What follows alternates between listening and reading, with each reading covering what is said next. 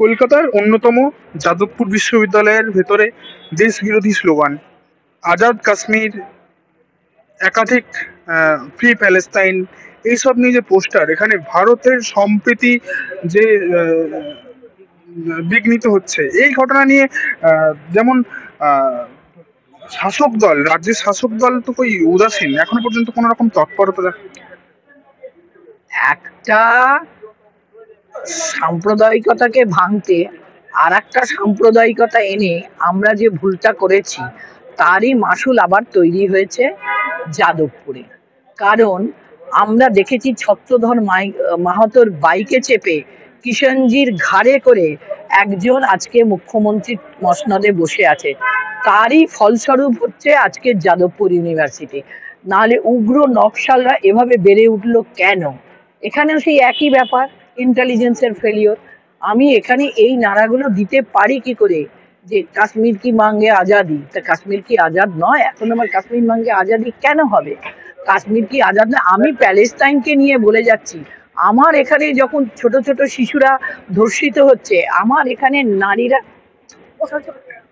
আমার এখানে আমার এখানে নারীরা আহ, আহ, বিভিন্নভাবে বিভিন্নভাবে মানে ভ্রুলুণ্ঠিত হচ্ছে, আমার এখানে ছাত্র শিক্ষকের সম্পর্ক নষ্ট হয়ে যাচ্ছে, এখানে শিক্ষকরা ঘাড় ধাক্কা খাচ্ছে। সে যত বাজেই শিক্ষক হোক, সে কেন ঘাড় ধাক্কা খাবে?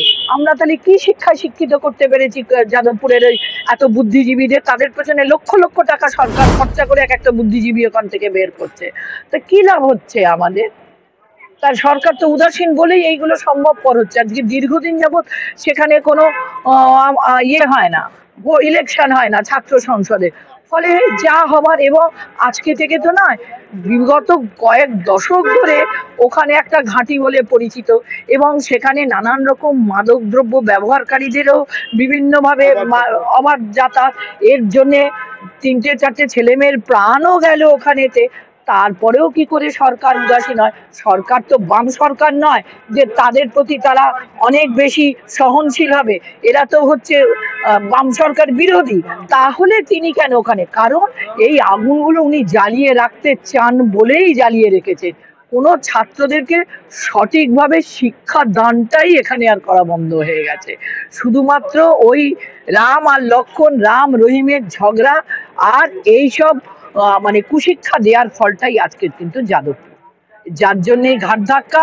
এখনো মোছা গেল না সেই পোস্টার? না, মোছা যাবে কি করে? মুছবার আমরা সচেষ্ট নই, আমরা চেষ্টা করিনি যে ছাত্রদেরকে সঠিক পথে আনবো। আমরা তো দেখেছি 72 থেকে 77 ভালো ভালো তরতাজা প্রাণ কিভাবে চলে গেছে। ওরা যে 72-77-এর কথা বলে, আমি সেই কথাই বলছি।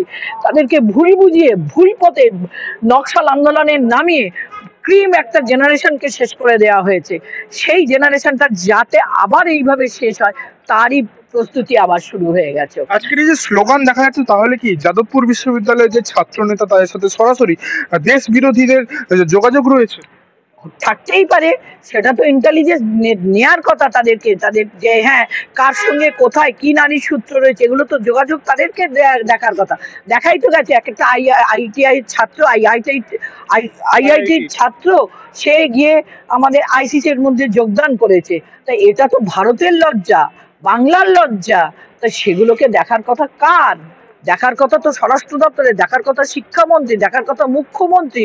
আমাদের সাধারণ মানুষ কেন ভয় বিচরণ করব এই গণতন্ত্রের এই স্বাধীন দেশেতে?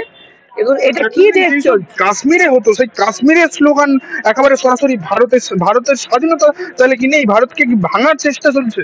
প্রথম থেকেই তো এটাকে গ্রেটার বাংলাদেশ করার একটা মানে প্রচেষ্টা চলেছে। কারণ তা না হলে রোহিঙ্গাদেরকে এইভাবে ডেকে এনে আপনার সল্টলেকের মতন জায়গায়, আপনার রাজারহাটের মতন জায়গায় পুনর্বাসন দেওয়া হতো না, যেখানে আমাদের এত রকম সমস্যা। তার মানে কি আমার ভোট ব্যাংক বাড়াতে হবে? ভোট ব্যাংকটা কিসের জন্য বাড়াতে হবে? আমাকে মসনদে থাকতে হবে, তাহলে এটাকে গ্রেটার বাংলাদেশ বানানোই যায়। যার জন্য এই দুর্গতি চলছে। ফলে দেশের সার্বভৌমত্ব রক্ষার দায়িত্ব কারোরই নেই, এদের কারোর নেই। এরা চায় না দেশের সার্বভৌমত্ব রক্ষা করতে।